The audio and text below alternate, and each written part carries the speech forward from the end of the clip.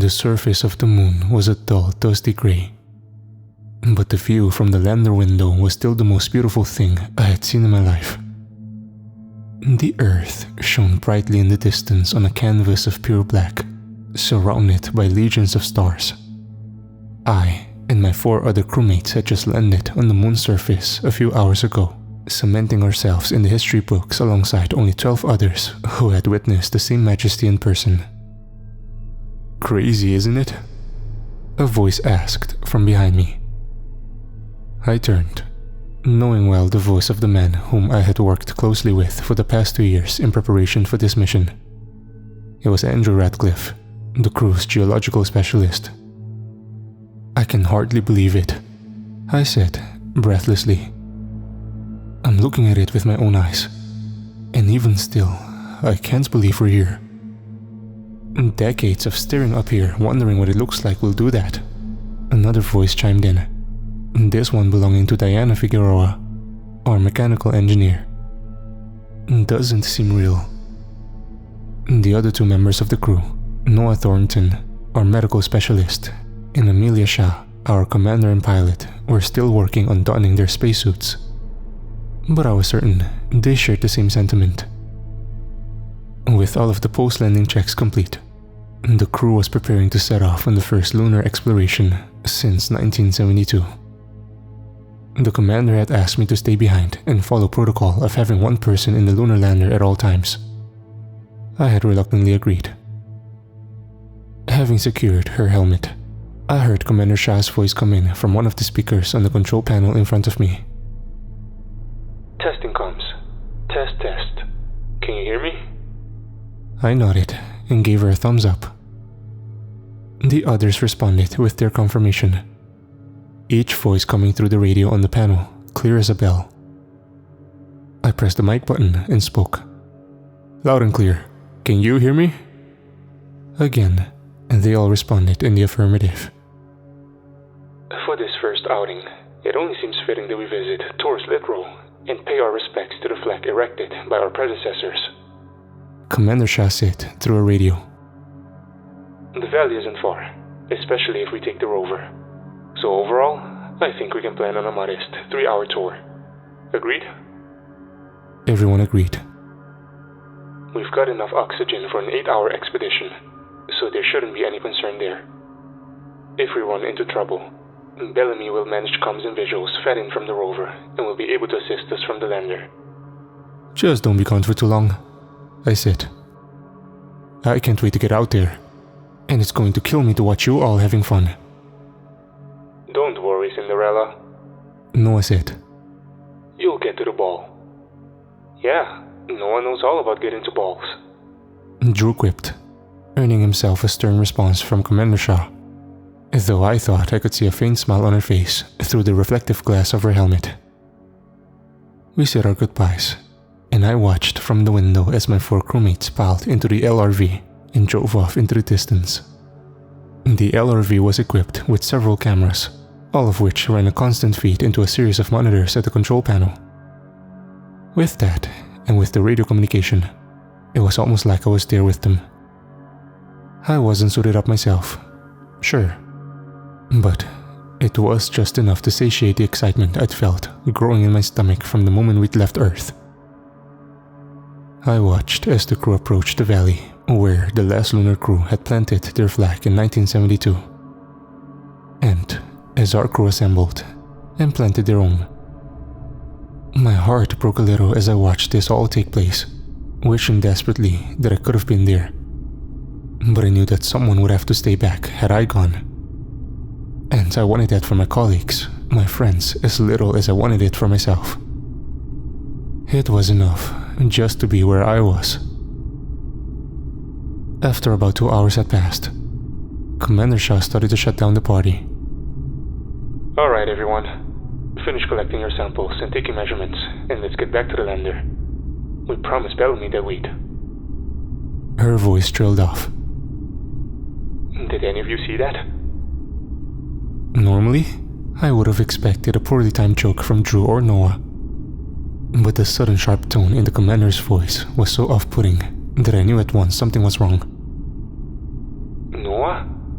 Commander Shah said in a tone I liked less than her first question. Was that concern in her voice? What's going on? I asked into the mic. Silence answered. Commander, do you copy? Nothing. I looked over at the video feed and saw someone. I couldn't distinguish who, walking past one of the cameras. Then, every single feed went black. Guys, what's going on? I asked urgently. Amelia, Noah, Diana, Drew, can any of you hear me? Silence. I've lost comms and visuals. Repeat, I've lost comms and visuals. I'm totally blind over here. If you can hear me, return to the lander at once. Nothing. On the screens in front of me, white text flashed, reading, signal lost. The silence I was then plunged into was so total, so isolating that it sucked the air from my lungs and threatened to suffocate me.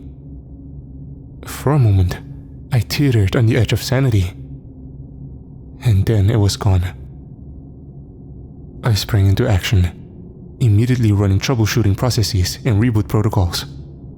If both the signal from the rover and the comms were down, that was more likely to be an issue with the lander than it was with the team. And if it was an issue with the lander, it was something I could fix. I spent the next hour running diagnostics and trying everything to get the comms back, all while repeating my message into the mic, hoping that the team would return sooner than planned. As their arrival time approached, I found myself looking out the window several times a minute, anxious for my comrades to return and assist me with this growing catastrophe. The next hour passed with terrifying speed, as I spent more and more time staring at the horizon, praying desperately to see movement. Still, nothing happened. Nobody came. Nothing moved. Where the hell were they? Being late was unlike Amelia. Being an hour late was downright impossible. Unless something happened to them. I took a deep breath. Nothing happened to them. What could possibly happen? They were the smartest people I'd ever known. The likelihood of them getting in trouble was impossible. Unless there was something outside of their control. And there were very few things outside of their control. I ran through the reboot protocols again for the communication systems, not expecting anything to work, but wanting something to help pass the time. Another hour passed, and still no communication from the team, and no sign of anything along the horizon. I did everything I could to focus on the problem with the comms, instead of trying to speculate why they were so late. There was very little I could do until I either made contact with them, or they came back to the lander. Eventually, I came to the conclusion that the only way the signal to the lander could be down was if there was physical damage to the antenna, because not only was I unable to receive messages from the crew, I also couldn't make contact with NASA or the ISS. In order to fix that, I would have to climb to the top of the lander and investigate it myself. I donned my suit, feeling only a twinge of excitement as I did so. Because while I was about to fulfill a lifelong dream, it was not remotely lost on me how utterly desperate my situation was fast becoming.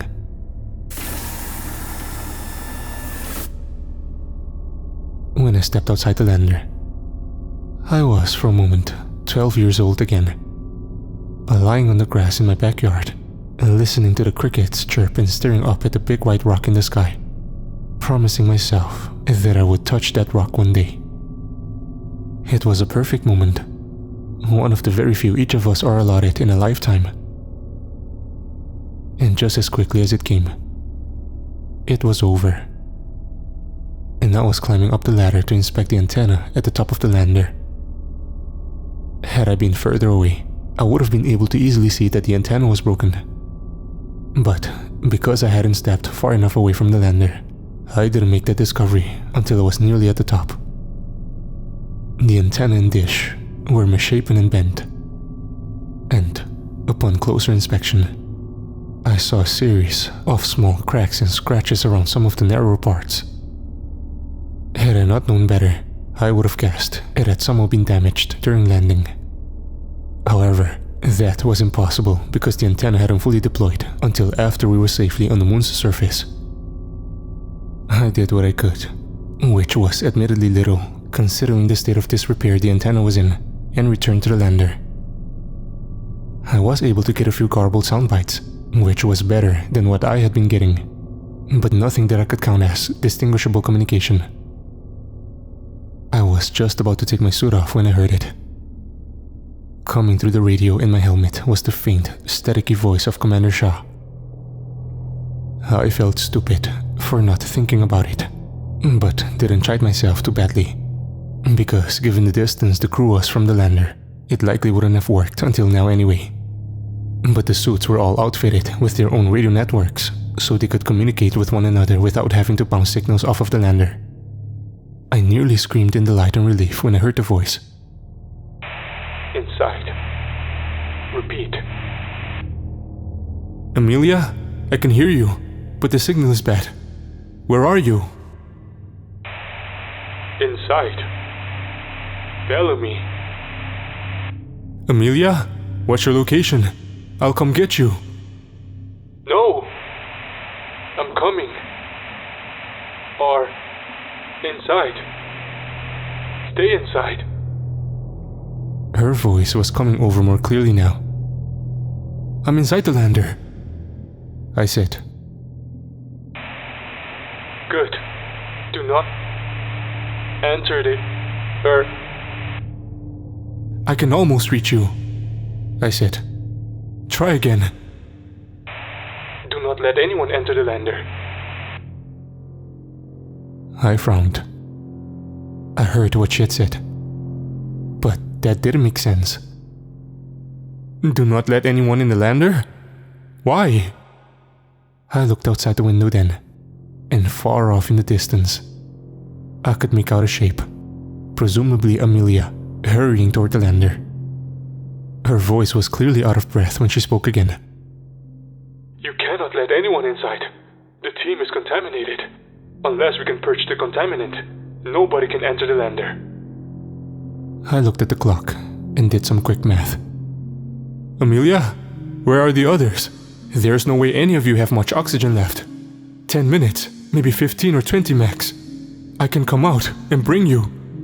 No, she said sternly. Do not come out here.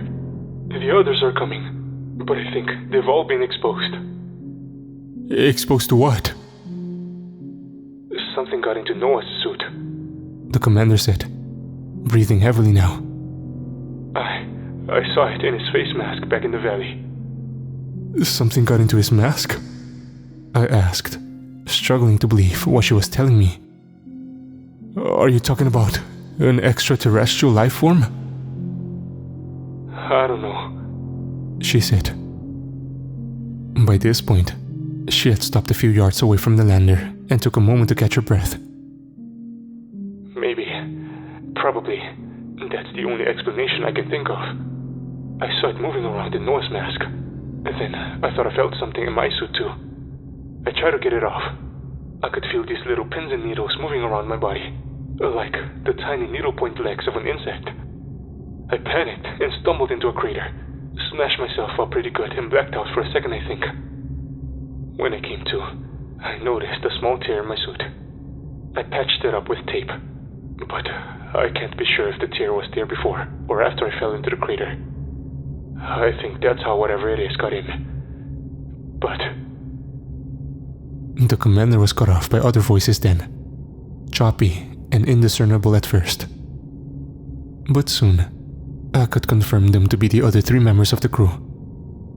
Thank God, I said into the mic. I'm picking up your signals now.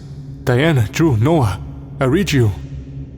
Bellamy, listen, the commander said desperately, but Diana's voice cut her off. We lost communication, and then the commander fell down into a crater. We think she may be concussed, because when she came around, she was experiencing disorientation and paranoia.